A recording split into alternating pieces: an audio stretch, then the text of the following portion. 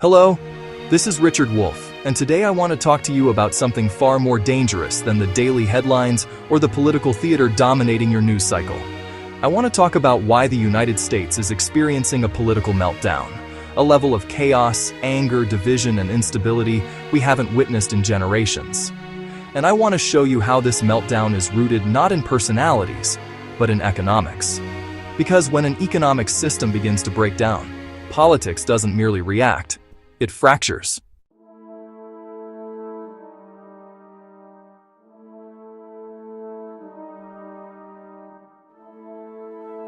For the last 40 years, the American economy has undergone a transformation, quiet at first, then loud, and now unavoidable.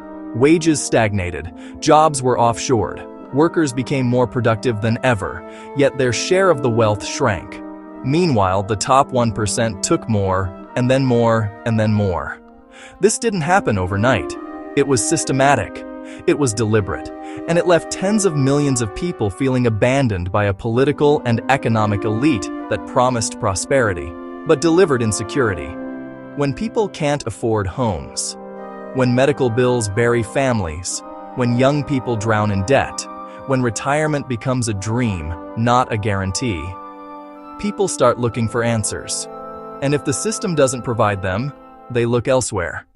That is where political meltdown begins.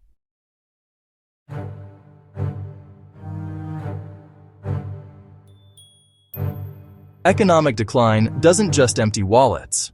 It erodes trust in institutions, in leaders, in democracy itself.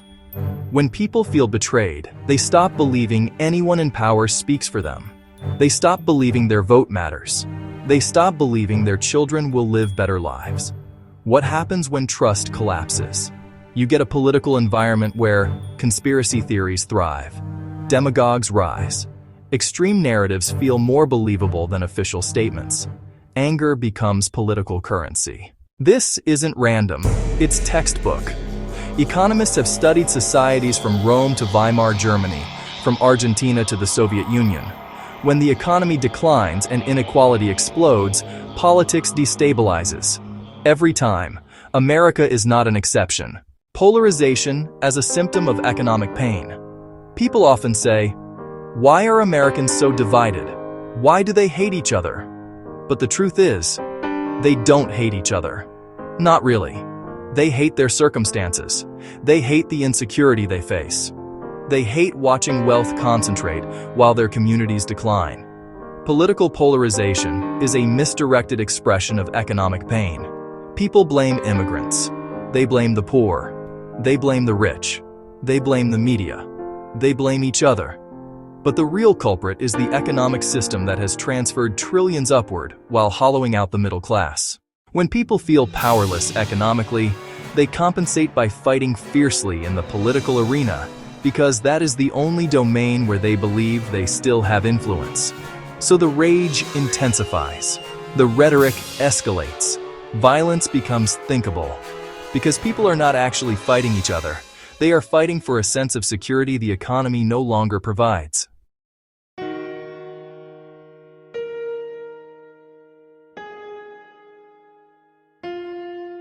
Democracy depends on stability. It depends on a broad middle class. It depends on people believing they have something to lose. But when life becomes precarious, when half the country lives paycheck to paycheck, when millions cannot pay rent, when 40% cannot handle a $400 emergency, how do you maintain faith in a system that isn't working for you?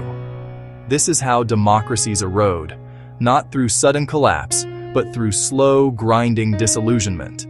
You start seeing signs like voter apathy, calls for strongman leaders, hostility toward institutions, erosion of norms, political violence, breakdown of cooperation. These are not political problems. These are economic consequences. For decades, both major political parties failed to address the root issue.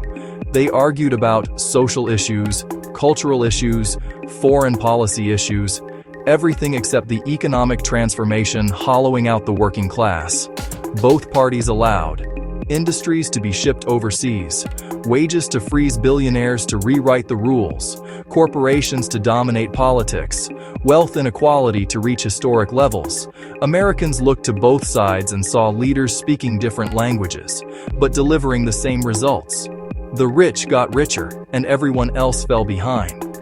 So the anger grew, the distrust deepened, and into that void stepped voices offering simple explanations, scapegoats, and promises of radical change.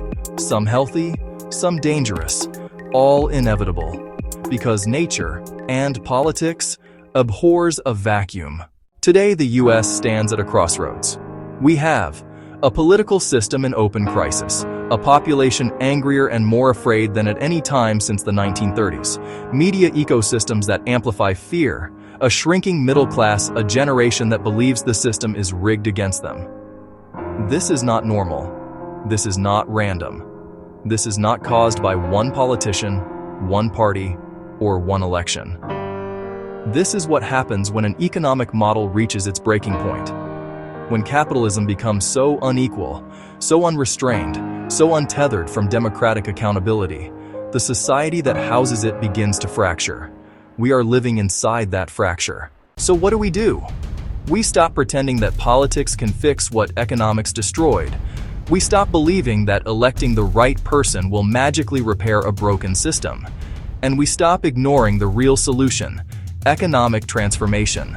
To stabilize politics, we must rebuild the middle class, tax wealth and power fairly, rein in corporate dominance, strengthen unions, democratize the workplace, invest in public goods, healthcare, housing, education, ensure economic security for every citizen. Political healing follows economic justice, not the other way around. Because when people feel secure, when they have dignity, when they have stable work, when they have a real future, they don't tear their society apart. They build it. Thank you for joining me. If we want to understand the political meltdown of this country, we must look beyond the headlines and into the economic reality shaping every part of American life. Change is still possible, but it requires the courage to face the truth and the determination to build a fairer economic system than the one that brought us here. I'm Richard Wolff. Take care, and let's keep learning together.